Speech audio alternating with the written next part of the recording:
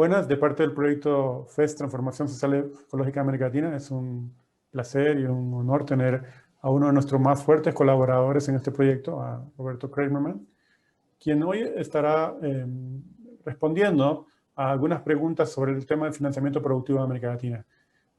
Para presentar a nuestro invitado, Roberto Kramerman es profesor universitario y tiene una larga trayectoria en el sector privado. Es ingeniero químico por la Universidad de la República, un posgrado en Economía y Comercio Internacional, así como una maestría en Finanzas y también Comercio Internacional por la Universidad de Barcelona. Fue ministro de Industria, Energía y Minería de Uruguay de 2010 a 2014. Ha impartido numerosas conferencias y ha escrito varias publicaciones sobre desarrollo productivo, sistemas de producción y cadenas de valor. Roberto fue miembro del grupo de trabajo Transformación Social Ecológica, que plasmó en varias publicaciones un enfoque de transformación social ecológica para América Latina.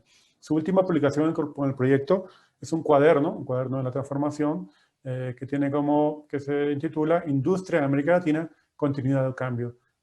Un documento que se puede encontrar en la biblioteca FES Transformación. Como decía entonces, el tema que nos convoca en esta entrevista es el financiamiento para la transformación productiva en América Latina. Como se sabe, América Latina es una de las regiones, comparado por ejemplo con la OCDE o con muchos países asiáticos, que tiene niveles muy bajos en el acceso al crédito o en direccionamiento de crédito productivo, lo cual esto limita mucho su potencialidad de crecimiento, de productividad, de creación de empleo digno, de absorción tecnológica, de innovación y en general de un clima de inversión para el emprendimiento transformador. En ese sentido, sabemos que el financiamiento tiene un papel importante, es una condición necesaria, más no suficiente, ¿no? Tiene que resolver muchos dilemas que vamos a tratar de abordar en esta entrevista, aunque sea telegráficamente. Debe ser la política de financiamiento más pensada en una forma horizontal o más vertical. ¿Con qué recursos financiar? Debe haber una mezcla, equilibrio entre lo público y lo privado. Y si es lo público o si es lo privado, ¿cómo reducir las distorsiones o fallas de mercado o fallas de Estado en ambos casos? Esos temas creo que son importantes para la audiencia que puede estar interesada sobre el financiamiento de la transformación productiva. En ese sentido, la primera pregunta para Roberto. Decía que el financiamiento para la producción es una condición importantísima, pero no es suficiente.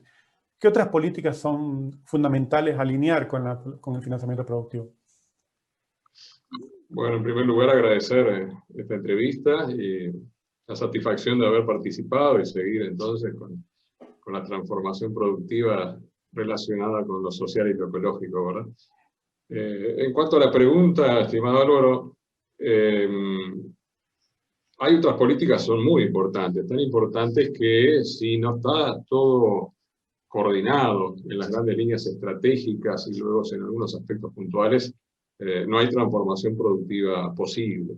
Evidentemente estamos hablando de que en los tiempos actuales y ya de muchas décadas, la primera de todas es que debe existir una política industrial, pero tú me preguntas por las políticas complementarias. A la política industrial o productiva debe estar coordinada con muchos elementos de la política económica, macroeconómica en particular, pero también algunos aspectos microeconómicos. Estos son fundamentales. Hay experiencias bastante recientes donde, haciendo esfuerzos en el sentido productivos frente a una política totalmente ortodoxa y contraria al desarrollo productivo, bueno, esta es la que triunfa en definitiva. Así que tenemos que hablar de algunos aspectos importantes de una política macroeconómica, sí ordenada, pero con unas características diferentes que propicien el crecimiento y no que, por el contrario, estén mirando continuamente en los temas de ajuste fiscal y demás. Equilibrada, sí, en lo fiscal, equilibrada en esos temas, pero fundamentalmente que vayan hacia lo que es el tema de la generación de trabajo y, más específicamente, hacia los temas de desarrollo de capacidades nacionales, de capacidades propias. Otra política bastante importante es la de ciencia y tecnología. En ese sentido, América Latina tiene un déficit enorme en cuanto a la cantidad invertida en ciencia y tecnología, en cuanto a la relación pública-privada y en cuanto también a la efectividad de esa inversión. Por esos lados también va un tema muy importante. Y en tercer lugar, sabiendo que hay otras políticas que podría nombrar, pero a las cuales le daría más importancia, junto a la económica, a la ciencia y tecnología, a la política comercial. La política comercial que en general ha sido una política comercial que prácticamente ha sellado el destino en buena parte de estos países al acordar tratados comerciales totalmente inconvenientes. Tratados comerciales que no son de libre comercio, sino son de imposición de reglas del mundo desarrollado o de las empresas transnacionales que tienen gran influencia en ellos, que hace que en definitiva tengamos un panorama bastante oscuro en ese sentido, pero aún así hay espacio para hacer importantes transformaciones. Esas tres políticas son políticas que tienen que estar coordinadas y, lógicamente, propulsando, respaldando a la política productiva, política industrial como punto central hacia el desarrollo. Y hay muchos motivos para hacer una política industrial. Hoy ya no se discute la necesidad de la política industrial, se discuten algunos otros temas. En estas últimas 2 décadas, evidentemente, se ha evolucionado en ese sentido, pero bueno, hay otros temas para discutir desde fondo en esta parte. Sí, gracias. Bueno, entonces es importante entender la compenetración y alineación de la política de financiamiento con un conjunto de políticas macro más importantes, ¿no? Que si no funcionan, ese financiamiento que existe se va a ir en unas actividades más especulativas y no necesariamente fortalecer la producción y la innovación. Ahora, estamos en tiempos de pandemia y pasaremos seguramente en algún momento a la pospandemia, y se habla de que es un tiempo de crisis no solo para América Latina, para el mundo, y hay una cierta dificultad para ciertas líneas de financiamiento. La emergencia sanitaria está planteando algunos retos, ¿no? de emergencia para el tema de familias o personas que han perdido su empleo, países latinoamericanos que tienen un nivel de deuda mayor que cuando fue la crisis, los anticipos de la crisis de la gran recesión de 2008. Entonces, ¿cómo financiar? ¿Cuáles son las oportunidades para financiar una transformación productiva? No solamente la producción, sino una transformación inclusiva social y ambientalmente. ¿Cuáles son las oportunidades y restricciones que existen tomando en cuenta de alguna manera la realidad latinoamericana, por más heterogénea que sea, presenta algunas características comunes? Sí, efectivamente hay características muy comunes y de las cuales se ha hablado bastante en cuanto al sistema fiscal, por ejemplo, de América Latina, ¿verdad? Sin ninguna duda, la imposición fiscal en América Latina es relativamente baja, pero más que eso, porque hay que clarificar, no hay que poner todo en un promedio, más que eso, profundamente desigual cuando vamos relacionados a los ingresos. Aún lo es peor en cuanto al patrimonio. En ese sentido, claramente abundan los impuestos del tipo de impuesto a valor agregado, con altos porcentajes, abundan, y son muy pocos los impuestos, por ejemplo, a temas patrimoniales o directamente a transferencias de capital, ¿verdad? Entonces, indudablemente que la transformación productiva tiene que nacer, sí, necesita una cierta cantidad de dinero para poder desarrollar diversas políticas y diversos sectores que sean más productivos, más tecnológicos, más limpios y más inclusivos, ¿verdad? En ese aspecto, porque bueno, en definición de desarrollo en buena parte es ir cambiando hacia sectores cada vez más dinámicos y más relacionados con el conocimiento, ¿no? Aprovechando nuestras ventajas que tenemos, nuestras ventajas que en la manera que hoy se están siendo utilizadas se habla de que son desventajas, realmente, ¿no? Muchos de los recursos naturales y demás. Pero volviendo al tema entonces del financiamiento, una primera característica es la reforma fiscal que incremente la carga impositiva, pero a aquellos que son los poderes dominantes dentro de la sociedad, y esa es una de las propias trabas, en definitiva, aquellos que el sistema hoy les favorece, que la integración que se ha hecho al mundo en los últimos 20 años con el sistema de cadenas de valor ha sido una integración basada en recursos naturales y bajos salarios, provocando una gran crisis ambiental adicional, que muchos hemos hablado muchas veces, y además una injusticia muy grande que se agravan ahora en el cambio de ciclo luego de abandonar los altos precios de los commodities. Entonces, un primer punto que no es nuevo, que mucho se ha hablado, es la necesaria reforma del sistema impositivo, de donde deberá surgir entonces una mayor carga impositiva, pero con impuestos que graven más tanto la mayor riqueza como los altos patrimonios, en definitiva, existentes. Pero quería poner un punto relativamente novedoso, que ha sido poco mencionado, sí ha sido mencionado por algunos autores. La política o estrategia que se ha llevado adelante económica, que es insertarse en el mundo en forma totalmente dependiente, implicó apertura comercial indiscriminada, por lo tanto, pérdida muy grande de recaudación a nivel arancelario, implicó apertura comercial, implicó liberalización financiera e implicó grandes beneficios en forma muy generosa, muchas veces, a la inversión internacional, a veces convenientes y a veces inconvenientes. Y en ese sentido tenemos países, muchos países, podríamos nombrar de la zona sur, de la zona centro y demás, donde esa exoneración impositiva está implicando varios puntos del Producto Bruto Interno. O sea que ahí mismo, cuando se habla del tema de dónde están los dineros, bueno, no se deja de mencionar que esos dineros han sido utilizados, algunas partes ya no, pero otras partes continúan, en la construcción de exoneraciones impositivas específicas, generales, zonas francas y otra serie de cosas que hacen que haya una gran cantidad de dinero en juego. Entonces, cuando uno habla de la necesidad de financiamiento de la transformación productiva, mucha gente justamente que tienen la visión de esa inserción internacional dependiente, que como la más efectiva, y que para eso hay que trabajar, que hay que liberalizar indiscriminadamente, y hay que dar beneficios, lo miran a uno con ojos un poco asombrados. ¿De dónde se va a sacar el dinero? Bueno, hay mucho dinero que se ha puesto para esa otra inserción, y por entonces cabe la pena rescatarlo. Quiere decir que la transformación productiva depende entonces, en buena parte, de una serie de políticas que van a requerir dinero, tanto para el propio desarrollo de capacidades como para los trade-offs que se generan muchas veces con esa transformación, y además porque partimos ahora de un punto inicial bastante negativo, como bien tú mencionabas, ¿no? Era el de hace unos años atrás, ¿verdad?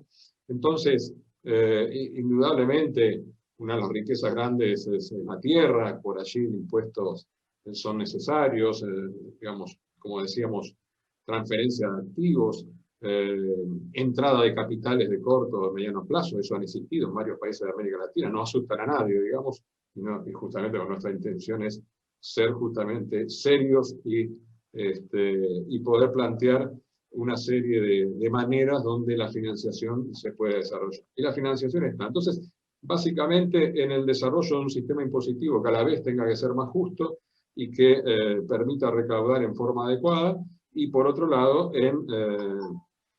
en cambiar lo que es la base de inserción internacional basada en otorgarle beneficios tan grandes en forma directa de exoneración impositiva y muchas veces en infraestructura, de que estamos hablando de hasta 4 o 5% del PBI, ¿verdad? Sí, Roberto, obviamente entonces enfatizas el espacio fiscal, toda la importancia tributaria, sí, reducir las exoneraciones. Como primer punto, sí. Claro, y quisiera llevarte a un punto, digamos, en el que tiene que ver con la atracción de inversión extranjera, a lo cual muchos países le apuestan en América Latina. De hecho, es parte del modelo que ha dominado en muchos años, y que obviamente muchas de estas inversiones han ido para extracción de recursos naturales, es decir, no generan transformación productiva, o han ido para comprar empresas que ya estaban y simplemente tomarlas, ¿no? Pero ya no han traído necesariamente innovación. Entonces, tomando en cuenta experiencias de otras regiones, ¿cuál podría ser el papel de la inversión extranjera directa realmente para estimular transformaciones productivas con mucha agregación de valor y además sustentabilidad ambiental? ¿Hay un espacio para eso, crees, en esta coyuntura que estamos viviendo y para América Latina en particular? Sí, sí, hay un espacio claramente. En el mundo más riesgoso, que lo es no solo por el coronavirus, sino ya viene siendo lo de antes, en el mundo además donde las tecnologías cada vez son más complementarias, en un mundo además donde el imperialismo toma caminos nuevos y las cadenas de valor son un factor importantísimo también dentro de la Organización Mundial del Trabajo y de la producción. Bueno, todos esos cambios bastante recientes refuerzan lo que ya sabíamos hace varias décadas, la necesidad de una política industrial que mire por cuál es la coordinación de inversiones, la selección de inversiones, el desarrollo de qué sectores, o sea, bajo un plan indicativo o, en algunos casos, normativo de política industrial. En ese sentido, la inversión extranjera, como bien se indicaba, ha procurado básicamente integrar esta región desde una situación que ha desindustrializado a muchos de los países que tenían ya escasa industria, ¿verdad?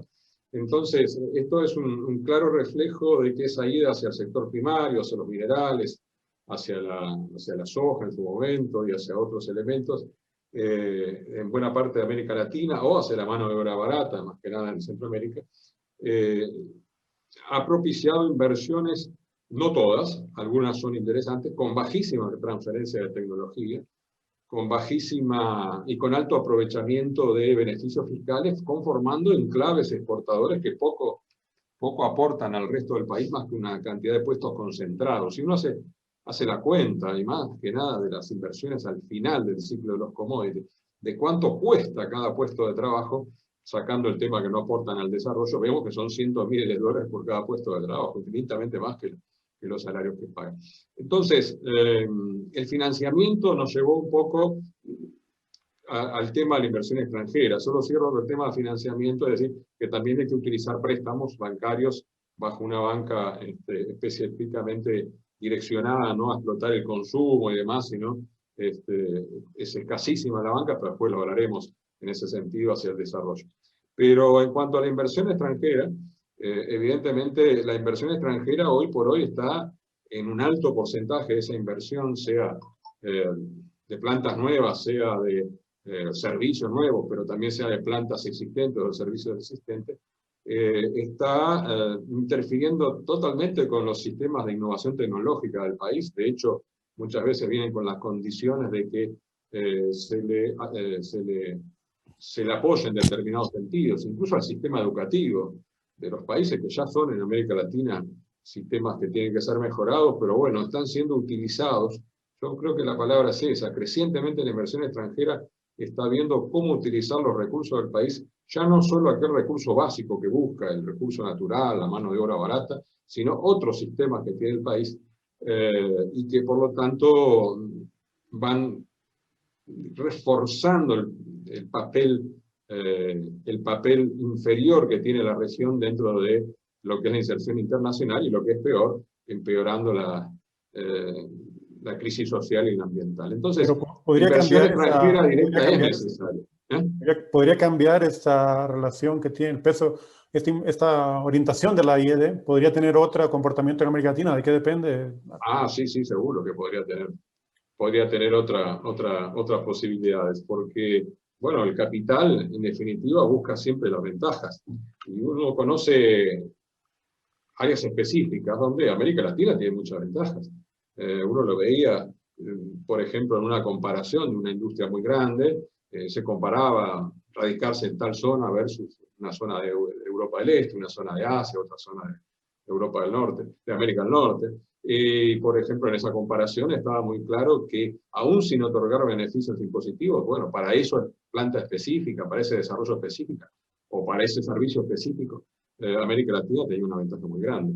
Quiere decir que hay áreas muy claras donde América Latina presenta grandes ventajas, pero que a su vez tienen que ser áreas donde propicien, mediante el desarrollo tecnológico, mediante el apoyo mutuo de los sistemas de innovación de quién viene y el país, avances en la dirección que decíamos hacia los temas más ecológicos y sociales, y a su vez también hacia los temas propios del desarrollo, ¿verdad? Hacia la mayor capacidad tecnológica. Entonces, el papel de la ocurre es que hay que tener un direccionamiento y un estudio muy profesional, desde el punto de vista técnico, quiero decir, no usemos mal la palabra, quiero decir, muy bien desarrollado y guiado por una política industrial, en el sentido amplio, productiva, que permita direccionar cuáles inversiones extranjeras son convenientes y cuáles no. O sea, los países que tú ponías como ejemplo, pero también en América Latina recientemente se decía, bueno, en tal sector no necesitamos inversión extranjera. En tal otra sí somos bienvenidos siempre que apoyen determinado elemento de desarrollo que tenemos. Entonces, en ese sentido, y bueno, esta zona lo tiene, puede elevar evidentemente su papel en las cadenas de valor, puede explotar en forma sostenible sus recursos naturales, puede crecer en cuanto a innovaciones en las áreas tecnológicas, porque tiene capacidades para eso también, y así sucesivamente. Entonces, la inversión extranjera bajo un plan, que en definitiva fue lo que se hizo en los países que se desarrollaron en las últimas décadas, y en la historia también sin un plan, pero con una clara mirada desde después de la Revolución Industrial, digamos, no estamos descubriendo algo nuevo en ese sentido, es conveniente, siempre y cuando el desarrollo nacional, del ahorro nacional, del financiamiento nacional, permita, a través muchas veces de empresas privadas y otras de empresas del Estado, tener contrapartes nacionales que profundicen y hagan permanente ese desarrollo. La inversión extranjera, como decíamos, indiscriminada, generalizada, con beneficios de todo tipo, no solo es económicamente no rentable, sino que además es contraproducente para la soberanía del país y para la situación de las clases populares. Una serie de pocos empleos dedicados a la exportación no es una solución de nada.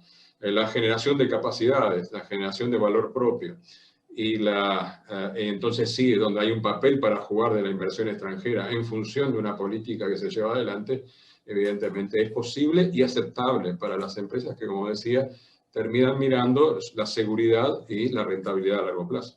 Sí, sí, muy clara la mención. Bueno, también se habla que para el financiamiento productivo es importante desarrollar los mercados de capitales. En este caso puede ser a nivel nacional o a nivel subregional. O sea, tenemos un problema también para los mercados de capitales como una fuente de asignación para la transformación productiva. Simplemente para la asignación productiva, no digamos para la transformación. ¿Podría esto cambiar y qué peso podría tener un mercado de capitales en la región o en los países para asignarlos a esta dirección? Bueno, en el direccionamiento que hablábamos sobre el tema, el papel principal y primero para poder llegar a avanzar en esos aspectos es profundizar los bancos de desarrollo, básicamente. La banca privada, y después vamos a los mercados de capitales, la banca privada en estos países ha contribuido relativamente poco a los desarrollos productivos, se han concentrado mucho más en los temas de la construcción, del consumo, fácilmente manejables y con una ganancia importante. Hay excepciones, hay bancos que no, obviamente, pero en su mayoría, si uno lo ve, esto es así. Entonces, el primer paso antes aún que un mercado de capitales es la existencia de bancos de desarrollo que firmemente y además del punto de vista técnico, objetivamente, y no sujetos a presión política, corrupción Roberto, o compra.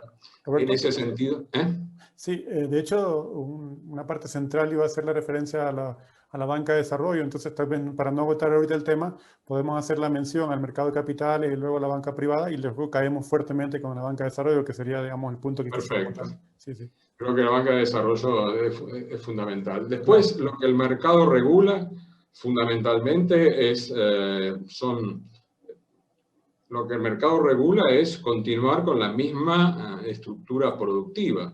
O sea, refuerza terriblemente la estructura productiva y más en una época de los años 90 en adelante donde el capital financiero ha impregnado y dominado fuertemente todo lo que, y bueno, y además se ha fusionado con buena parte del capital industrial, lo que es el sistema financiero pero productivo mundial, ¿no? Entonces, en cuanto al mercado de capitales, es necesario, sí, un crecimiento del mercado de capitales, pero allí tiene que haber regulaciones bastante fuertes en cuanto, y acá es un punto que sabemos que se vuelve a discutir, pero estuvo prohibido durante mucho tiempo, el control de capitales en algunas áreas, ¿verdad? A la entrada de corto plazo, a entrada que sea de corto plazo con salidas que tienen que ser reguladas y además impositivamente, tratadas impositivamente. Por lo tanto, hay una serie de medidas que se pueden tomar que esas políticas que tú mencionabas, por ejemplo, en Asia, en algunos casos, con las cadenas de valor incluso se refuerzan algunas de ellas, como las que estoy nombrando, ¿verdad? Control de capitales, básicamente. Aranceles no es con el mercado de capitales, pero tiene que ver con la relación a lo que hablamos del financiamiento. En algunos sectores, mientras que en otros sectores total apoyo en cuanto a no tener impuestos importantes. Bueno, estos temas son importantes. Pero el mercado de capitales, en definitiva, es un paso que va más allá o a continuación, es una captación, sin duda. Siempre que captemos capitales que estén con ciertos plazos en el país, sino capitales de corto plazo en estos países como los nuestros, ¿verdad? Pero digamos que hablando de los mercados de capitales en lo que son de renta variable, como la capitalización mediante acciones, algo tan poco desarrollado para canalizar el sector productivo, ¿cuáles son las distorsiones que nuestro mercado de acciones pueda ser orientado para esto, ¿no? Como ha pasado en otros países? Son distorsiones grandes porque ahí se está mirando fundamentalmente el interés del accionista de corto plazo. Y se está mirando, y la entrada y salida provoca en primer lugar, digamos, no tiene un compromiso con los sectores productivos. Puede tener un compromiso ambiental, pero referido a que el medio ambiente le dé ganancia, ¿verdad? Y así sucesivamente. Pero además, la entrada y salida de capitales de esa manera lleva en determinados momentos a la sobrevalorización de la moneda, de la moneda, frente al dólar, o sea que tiene importancia muy fuerte en la competitividad después, y por lo tanto a largo plazo es una complicación. No digo que a su vez el dólar tenga que estar altamente devaluado, ¿no? Porque eso no es el camino, ¿verdad?, para el desarrollo productivo. Pero sí no puede haber flujos que hagan que por periodos haya sobrevaluaciones y por periodos haya salida de capitales y devaluaciones súbitas, ¿no?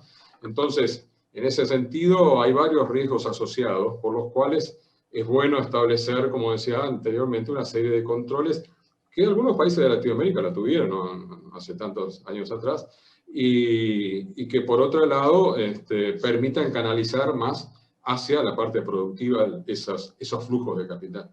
Y hablando de la banca privada, sobre el escaso también canalización de créditos para la producción, como tú mencionabas, más para la construcción, consumo. Desde la política pública en Latinoamérica, ¿qué opciones hay para que este crédito realmente sí vaya y además con condiciones adecuadas a los sectores que pueden innovar, que pueden crear empleo, que pueden estar haciendo una relación armoniosa con el ambiente? Porque es contrario a lo que está pasando en general. Digamos, los créditos a las pymes son minoritarios todavía. Como tú dices, los destinos y la ganancia bancaria están fincadas en otro tipo de productos. Y eso tiene que ver con la política pública, porque la política pública condiciona de alguna manera, respetando la libertad de la actividad bancaria, pero condiciona. Y eso es el problema. ¿Cuáles serían ahí las orientaciones para dar un giro y que también sirva para financiar la transformación?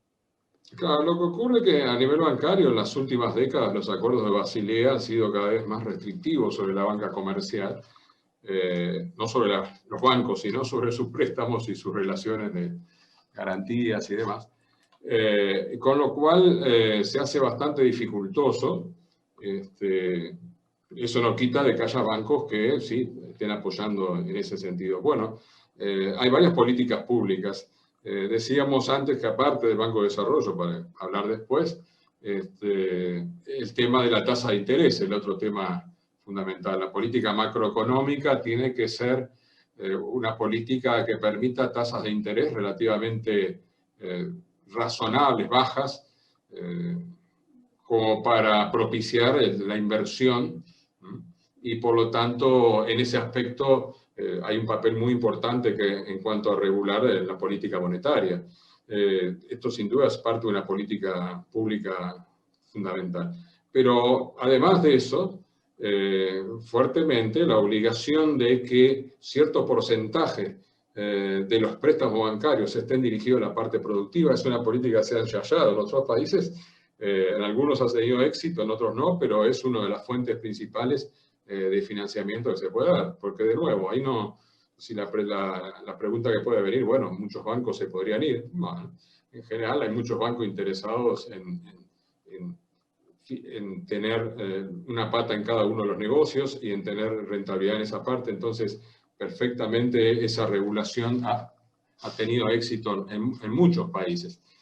Imposible, sí, una regulación que tratara de orientar todo el préstamo hacia un determinado sector, pero sí que trate de que se lleve un porcentaje, sabiendo que el banco después tiene un mercado, también a veces depende del tamaño de los mercados, un mercado a su vez en la población donde puede hacer otras líneas que le van a dar una ganancia que esté buscando. Eso no quiere decir ir a pérdida en la parte productiva, quiere decir que ciertos temas tiene que apoyarlo en proyectos determinados. Y evidentemente acuerdos del Banco de Desarrollo, el Banco de Desarrollo no puede estar sujeto a esas normas comerciales y sin duda es quien luego lidera fuertemente que parte de la banca se desarrolle hacia los sectores productivos. Y estamos hablando de nuevo de bienes o servicios porque la frontera cada vez es más difícil de separar, dado los desarrollos que ha tenido el sistema capitalista en las últimas 2 décadas. ¿Y qué opinas, hablando de esta relación, por ejemplo, sobre todo después de la Segunda Guerra Mundial, en el mundo occidental se habló de la relación ahorro-inversión, ¿verdad?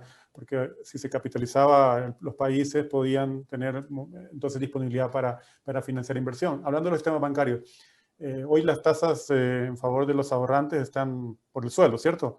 En general, las tasas en Estados Unidos, en Europa. Entonces, eso de alguna manera tiene que afectar a América Latina, es decir, cómo capitalizar a una banca cuando las ganancias por la vía de las tasas de interés están bajas y se están fugando estos capitales a buscar otro tipo de rentabilidad en otro tipo de activos financieros que no necesariamente venían por esta lógica de ahorro-inversión, ahorro-crédito. ¿Eso puede afectar a América Latina en el corto plazo o crees que no estamos tan en medio de este hervor que está pasando, por ejemplo, en Estados Unidos, ¿no? Sí, claro. Casi cercanas a cero. Está claro que hay una vuelta hacia los mercados emergentes. En ese sentido, hay una vuelta, como tú dices, por la falta de rentabilidad, que capitales están buscando inversiones que pueden ser del tipo especulativas o productivas. En este momento no es América Latina el lugar buscado, ¿verdad? Frente a los temas de Asia que ha dominado la pandemia en alguna manera, sí, y al tema de que se percibe un crecimiento importante, por buena parte de lo que decíamos, cualquiera de esos países tienen proyectos muy grandes, ¿no? Proyectos de desarrollo bajo una base de planes industriales, no estamos hablando solo de China, sino también del resto de buena parte de los países asiáticos. Pero sí, la pregunta es muy pertinente, porque en una época de baja rentabilidad, en los países centrales, a colocaciones bancarias, existe una ventana de oportunidad en la medida que América Latina logre dominar, obviamente, la situación en la cual estamos inmersos, ¿no? Entonces, en ese sentido, vamos a ver, el capital y más el gran capital, que es el que hoy domina, ¿no? Esa fusión que decíamos en buena parte de que pocas personas manejan prácticamente el sistema fundamental de las transnacionales, que son pocas también, y los grandes bancos, tienen intereses muy amplios y un poder muy fuerte frente a lo que es la gran masa mundial de trabajadores, ¿no? Entonces, su lógica está muy situada en moverse en búsqueda de rentabilidad. La conclusión de todo esto es que, en definitiva, América Latina va a salir en algún momento de esta situación y puede ofrecer, con un plan industrial bien desarrollado y con las políticas complementarias que hablábamos, oportunidades para esa rentabilidad, siempre y cuando se cumplan las condiciones que decíamos que vayan hacia el desarrollo de la sociedad de una determinada manera. No pensamos que en el capitalismo esto sea demasiado fácil, es más bien, es casi muy difícil, pero también hemos visto cómo cada cierta cantidad de tiempo las cosas se reestructuran, ¿verdad? Y eso depende fuertemente, en definitiva, de qué políticas terminen llevando los países latinoamericanos y de ahí qué coalición de fuerzas populares puedan, digamos, revertir esa visión de que que decíamos anteriormente, de que lo más adecuado es unirse en forma pasiva en los tratados internacionales, en las inversiones y demás, a lo que son los dictámenes de los países centrales, frente a una política mucho más activa que, bueno, otorga un poder de negociación diferente, ¿no? Sí. Y hoy sí, retornando a la primera parte de tu exposición, cuando hablabas del espacio fiscal y el financiamiento público, ¿qué diferencia hace que un país decida no tener banca de desarrollo, sino que utiliza instrumentos fiscales para invertir en infraestructura, en bienes públicos que puedan ayudar al sistema productivo, así más bien ya tener también o complementar esto con banca de desarrollo? O sea, ¿qué diferencia hace la banca de desarrollo que no se podría hacer simplemente por una política fiscal de invertir en ciertos bienes estratégicos para el sistema productivo, sobre todo infraestructura, tal? Sí, correcto lo que tú dices, que es complementario, ¿no? Complementario. El desarrollo de infraestructura, y más en América Latina, son unos temas principales. Pero los bancos de desarrollo, comprobadamente, y más con los temas nuevos que mencionaba antes, de compromiso frente al riesgo, de los temas de coordinación de inversiones necesarias, porque cada vez las tecnologías son complementarias, o sea que nadie invierte si no existe otra inversión que complemente necesariamente eso. A veces lo trae el inversor, pero muchas veces el país lo tiene que desarrollar, y mejor si lo desarrolla como capacidad propia, ¿verdad? Eso hace que haya nuevas aristas de la política industrial, de la cual se están hablando en los últimos años, muy fuertes, y que además entran en conflicto, además, distintos sectores capitalistas, por ejemplo, por la tierra, por los recursos naturales, otro tema donde la política tiene que ser manejada por el Estado y no por el mercado. Entonces, en ese sentido, el Banco de Desarrollo, decía anteriormente, hay sectores donde el país debe considerarlo estratégico porque son fundamentales para su desarrollo a largo plazo, o el país debe considerarlo estratégico porque no tiene poder de negociación frente a grandes capitales que se instalen, o el país debe considerarlo estratégico porque ninguna empresa se quiere invertir por el riesgo existente en cierto plazo, aún sabiendo que es conveniente. El Banco de Desarrollo puede actuar en esas áreas. Con específico cuidado, puede ofrecer tasas menores, puede ofrecer capital, cosas que no hacen en algunas áreas. Es el Estado el que decide hacerlo. En otras áreas es la empresa privada la cual se le ofrece hacerlo, pero buscando siempre capacidades nacionales en tecnología, capacidades nacionales en recursos, y así sucesivamente. Quiere decir que no es un problema solo de invertir en infraestructura, es un problema de apostar a la ciencia de tecnología, al desarrollo tecnológico, es un problema de apostar también a un desarrollo tecnológico que sea ecológico, a un sistema de innovación que además no esté dictado por la agenda de los países centrales, sino de los intereses del país donde se ubican, y hay también un efecto de integración regional, ¿verdad? En ese sentido. Los bancos de desarrollo, entonces, no es un tema solo de infraestructura, que tiene que estar presente. Sin infraestructura no hay nada, pero por otro lado es de apuesta específica a sectores industriales. Un tema de por qué hablamos de política industrial es la definición más estricta de política industrial o productiva. Es el apoyo a sectores que se consideran que son fundamentales para el desarrollo del país a largo plazo o para la justicia social y el desarrollo de sus capacidades. Sí, y no es en sentido amplio, entonces estamos hablando y no son políticas de industriales que cada uno tome la que quiera, sino de sectores a desarrollar. Sí, en otras ocasiones hemos platicado algunas experiencias en América Latina contigo, en otras reuniones. Hemos hablado del Banco Nacional de Desarrollo en Brasil, del Corfo en Chile, y tú siempre defiendes mucho la experiencia del Banco Nacional de Desarrollo en Brasil. ¿Qué tiene que enseñarnos para América Latina, te parece? ¿No? Sí, bueno, qué bueno lo recuerdas, porque una de las cosas que pensaba antes de esta entrevista era que bancos de desarrollo, ¿no? ¿Verdad?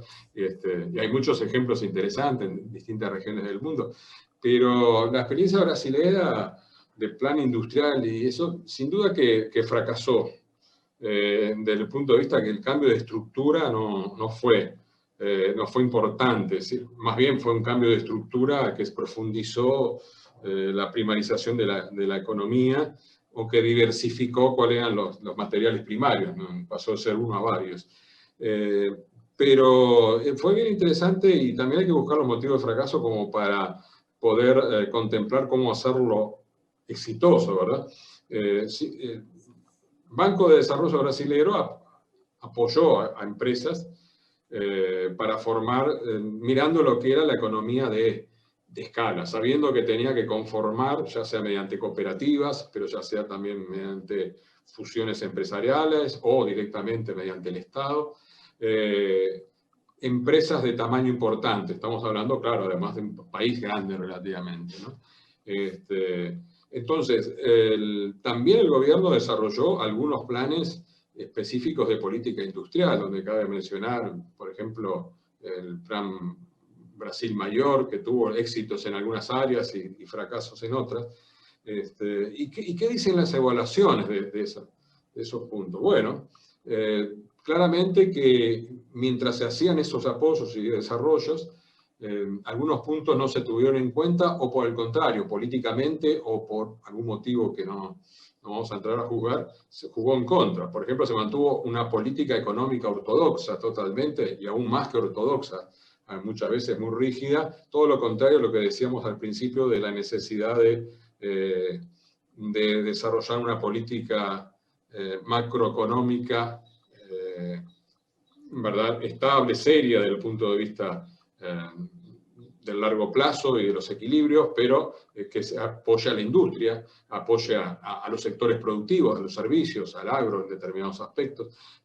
Por lo tanto, uno de los primeros puntos es que mientras que había una rama que se desarrollaba hacia un sector, bueno, los análisis indican hacia el apoyo al desarrollo de nuevos sectores, sabiendo que la economía de escala era uno de los puntos importantes, el tamaño, la coordinación de inversiones que hablábamos antes, para tener un sistema productivo, no enclaves exportadores aislados. Por otro lado, la política económica no acompañaba en ningún sentido. Un segundo aspecto que es bastante importante es que hoy por hoy sabemos de que, y ya en verdad hace bastante tiempo, pero se refrenda en las cadenas de valor de los últimos tiempos, no alcanza a contener economías de escala. Eso baja los costos, pero hay que tener cierto control sobre la propia venta y distribución. Si eso está en manos de terceros, a la larga esto va a ser un problema, digamos, y eso también ocurrió con muchas de las industrias, o muchos de los servicios que se crearon. Pero igual algunos se mantienen y se mantienen bastante fuertes, ¿no? Un tercer punto que anotaba, creo que la CEPAL... Cuando dices en poder de terceros, ¿qué exactamente te quieres referir ahí? Sí, en poder de terceros, de empresas de los países desarrollados, claro, o empresas de otros países que en definitiva terminaban negociando de una manera que ahogaba ese desarrollo, prácticamente lo transformaba porque en todo esto hay que poner una cantidad importante para innovar, para mejorar, digamos, ¿no? Sí. Está sujeto a las innovaciones de otros, un problema. Y acá hemos hecho poco hincapié, aunque lo mencioné en ciencia y tecnología, pero este es un punto importante. Y un tercer problema es que en verdad lo que Brasil dispuso de dinero, siendo mucho en la cantidad reales, fue un poco en relación a su Producto Bruto Interno, o sea, una transformación productiva. Y yo lo miraba, digamos, en ese sentido, en distintos ejemplos, implica una apuesta de varios puntos del PBI, 8 o 10 puntos del PBI en algún momento. Quizás pueda parecer exagerado, pero ya mencionaba antes las exoneraciones fiscales hacia la extracción de recursos naturales, que es enorme, digamos, ¿no? Pero varios puntos del PBI, pueden ser menos en este momento, pero bueno, el esfuerzo en definitiva fue bastante insuficiente desde el punto de vista de la dotación de dinero. Pero es un buenísimo ejemplo porque obtuvo resultados y porque la metodología de trabajar por complejo, el complejo salud, el complejo petrolero, el complejo, por decir algunos otros, el complejo naval, digamos, y en ese complejo hacer un trabajo... ¿El aeronáutico entra ahí también? ¿El aeronáutico? El aeronáutico también. Y hacer una coordinación muy profunda con empresas, con trabajadores, con el gobierno, digamos, y leyes muy importantes que básicamente propulsen los sectores después de haberlo estudiado. Hace una experiencia que en algunos sectores fue exitosa, ¿no? Para decir algo latinoamericano, porque si no siempre nos van a decir que estamos hablando, y esa era tu pregunta, creo, estamos hablando de Asia y eso, que yo era distinto desde el punto de vista político, desde el punto de vista geoestratégico. Bueno, en verdad hay experiencias en la región, no completas ninguna, está muy claro, ¿no? Ahora, de todas maneras, siempre es subyacente atrás en la relación de poder entre los sectores dominantes y los sectores populares, ¿no? En cada uno de los países. Sí, Roberto, digamos que Brasil, México, Argentina, Colombia, pues, destacan por un tamaño de mercado interno, por una capacidad industrial Cierto. más o menos desaprovechada, pero que existe. Pero la mayor parte de los países de América Latina son países pequeños periféricos, con escalas de financiamiento muy pequeñas, y ahí pues la importancia de las bancas de desarrollo subregionales y las regionales. ¿Tienes algún comentario sobre el papel que han cumplido, por ejemplo, el CAF en la región andina, o el Mercosur, o ya a nivel ya continental como el BID?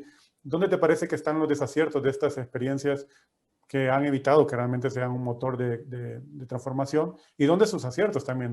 ¿Qué sí se ha logrado? Si tienes alguna aproximación en comentarios. Sí, claro. Yo creo que algunos de esos organismos, básicamente, que son organismos cuyo gobernanza, cuyos órganos de gobierno están dominados por los países centrales. Y no es que uno tenga problemas con los países centrales como países. Nosotros, evidentemente, hay países que son más imperialistas y países que son menos, tratan de influir menos por sus propias características, pero evidentemente que están mirando su agenda de competitividad y su agenda de sus empresas. Entonces, muchos de esos organismos internacionales tienen, en definitiva, para usar la palabra más utilizada, una agenda que trasladan conclusiones de los países centrales hacia los países de nuestra región, y muchas veces lo insertan, profundizan la inserción de nuestra región como proveedora de mano de obra barata y materia prima, o alimentos, ¿verdad? O minerales. O sea, no Entonces, estarían tan interesadas en financiar manufacturas, sino más bien otro no, tipo sin ninguna duda, y si lo hacen en un cierto porcentaje, es un porcentaje como para poder manejar, de que es diversa la ayuda que se presta. Sin ninguna duda que también ha habido otros organismos, algunos dependientes de Naciones Unidas y otros, como tú decías, propios de la región, con los cuales hemos trabajado en su momento y que apostaron bastante fuertemente a algunas necesidades del país. Lógicamente, también analizando que los proyectos sean objetivamente razonables y que tengan sus retornos y demás, pero con condiciones muy especiales, o sea que hemos tenido experiencias positivas. De ¿Cuáles, todas maneras, la mayoría de los cuáles son organismos esas experiencias? internacionales. ¿Cuáles ¿Eh? serían, cuáles serían esas que mencionas? Bueno, digo, no quiero fechar, digamos, pero para nada, pero digamos, con la corporación, con la CAF, como se llama ahora, han habido experiencias muy buenas, ¿no? En ese sentido, sin ninguna duda, se necesitan bancos regionales y se necesitan, eh, se intentó crear en algún momento y fracasó por distintos motivos. Hubo la intención, no digo que con eso que uno esté básicamente de acuerdo con todo lo que se decía en ese momento, pero sí, la visión de la necesidad de un banco regional de desarrollo es clave, sin ninguna duda, aún para países pequeños y aún los países grandes de ser de gran utilidad, ¿no? Y la capitalización de esta banca regional de desarrollo también es un problema, ¿no? Porque los países que tienen mayor nivel de desarrollo económico en la región no están dispuestos ni tienen el margen de maniobra como en otras regiones para financiar fuertemente esa banca de desarrollo, ¿no? Tendría que pensarse en otro esquema, tal vez. Sí, en ese sentido es un punto importante porque por ahí está uno de los problemas, sin ninguna duda, que existen.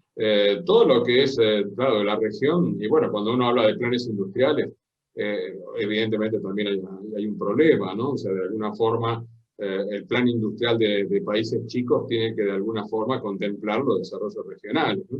En ese sentido, o sea que no, tiene que tener su plan industrial, pero su plan productivo, para decirlo de forma más general, por sí solo tiene que impulsar y por otro lado tiene que contemplar cuáles son las posibilidades y los intereses hacia los otros lados. Sin ninguna duda que la capitalización es un problema, pero el problema creo que ha estado más en la decisión política y a qué sectores se apoya, donde no ha sido claro el tema. Creo que en ese sentido, cuando hay oferta de buenos proyectos, esta es una frase muy dicha, pero aparecen las posibilidades de financiarlo, el interés estratégico, ¿no? Y la experiencia de IRSA, ¿qué pensás de ella, de IRSA para este pensamiento de infraestructura en Sudamérica? ¿Qué le sacas de conclusión a esta iniciativa que ha sido muy criticada por el lado ambiental, pero que también ha permitido una infraestructura o plantea una infraestructura importante de conexión?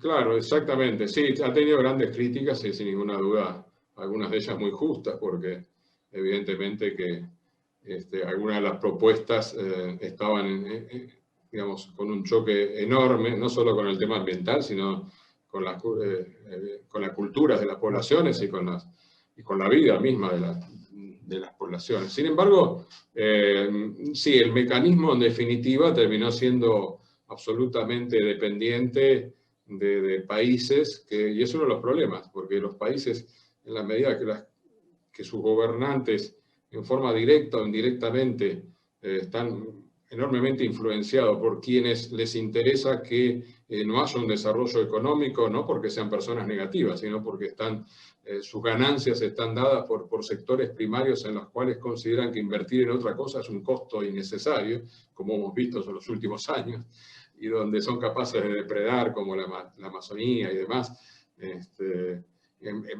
porque así lo indica las tendencias del mercado. Bueno, países con gobiernos influenciados, a veces están en el poder directamente, como ha pasado en América Latina, hacen que sea impensable sin que haya un cambio importante, digamos, en las relaciones de fuerza que decía anteriormente, ¿no? De los sectores populares, de los trabajadores, de los sectores ambientales, de los temas de género, ¿no?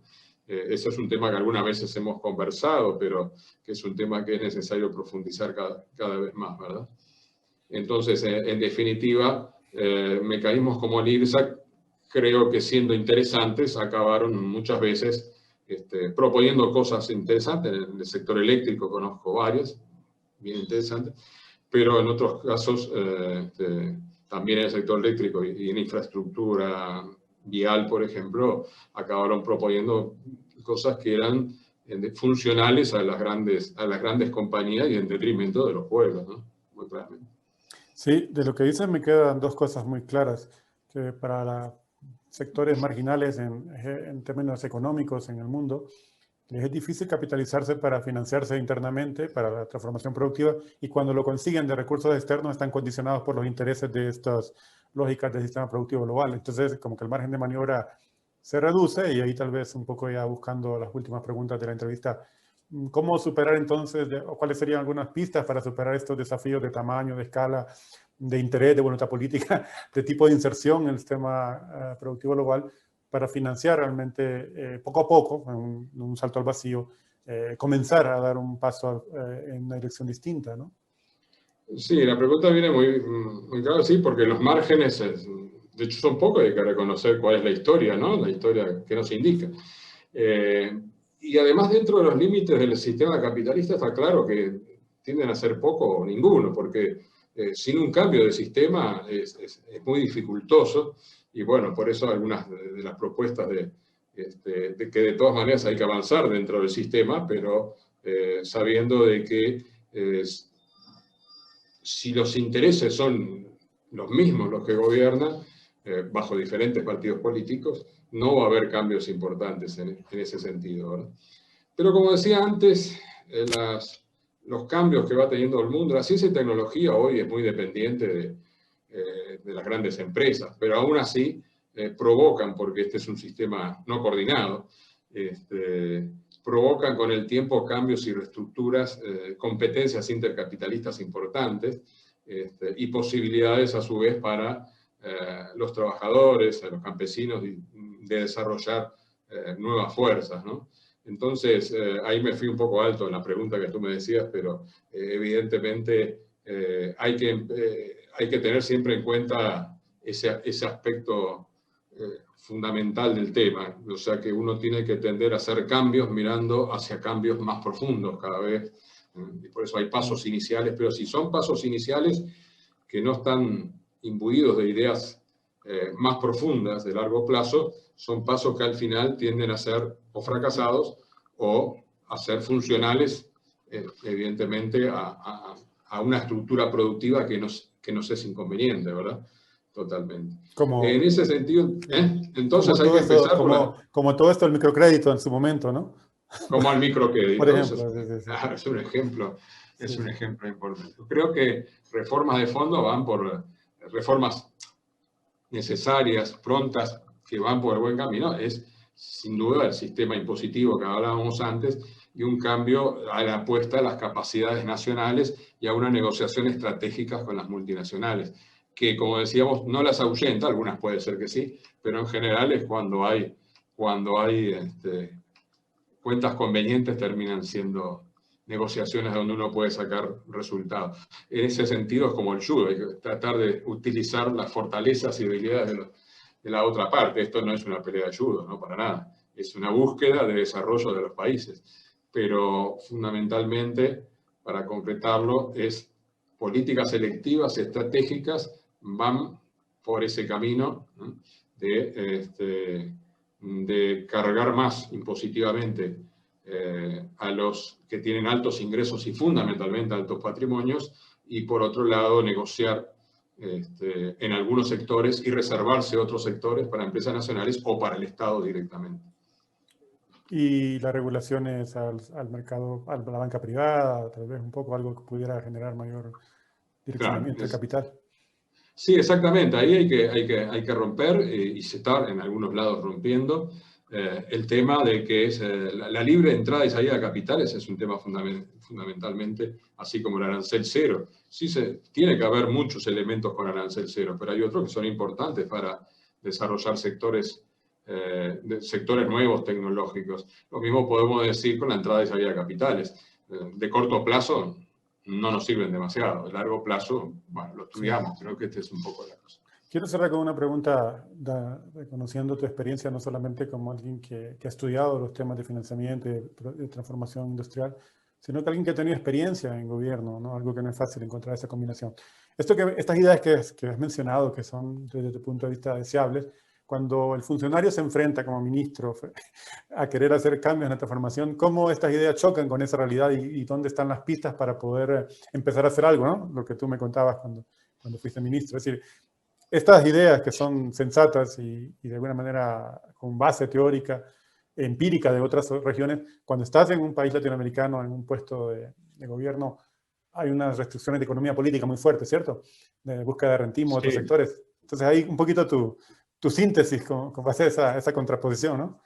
sí, sí, sin ninguna duda. La pregunta es muy interesante. La experiencia indica que se pueden hacer cosas, pero si el marco político es totalmente restrictivo, las otras políticas que mencionábamos terminan conspirando totalmente contra esas cosas. Solo si se logra básicamente una mirada unificada, por lo cual la política industrial tiene que ser prácticamente la política productiva, el tema principal de quien gobierna. En ese sentido, no quiere decir que eso es relegar todas las otras políticas o en desmedro, aprobar ciertas cosas que no correspondan, pero tiene que ser la base y no la política de la Hacienda, digamos, ¿no? No me refiero al ministerio específico a ninguno, me refiero a que, sin ninguna duda, si el tema no es como en los ejemplos que se hablaba, ¿no? De cuál es la conducción del país, hacia dónde va, que es hacia el tema del desarrollo industrial, productivo, bajo una transformación ecológica y social. Bueno, si eso no está en la prioridad, se pueden hacer cosas, pero realmente el balance después es no termina siendo buena porque es contraproducente. El ejemplo de Brasil lo teníamos en el ejemplo que daba, pero de otros países, de muchos otros, y en algunas cosas que uno participó claramente, ¿no? Sí, sí, ya, es decir, tiene que ser un proyecto político que se plantee firmemente la transformación productiva, más que una acción declarativa con capacidades y visiones, y a la vez que pueda encontrar las fuentes de recursos, que pueda establecer planes el problema de nuestra región, como sabemos, es la continuidad después de un gobierno, es decir, la dificultad cuando los cambios de gobierno significan muchas veces desmontar esto, ¿no? Y tampoco estamos Ah, promoviendo o diciendo debe haber alguien que esté mucho tiempo en el poder, pero hay que saber encontrar formas donde una sí, política pueda sí. tener cierta continuidad. Y por cierto, Uruguay, dentro de sus limitaciones, es de los pocos países que nos ofrece una cierta lógica de continuidad, pero aún tú mismo lo mencionas, aún así es difícil, ¿no? Aún así No es hay, difícil.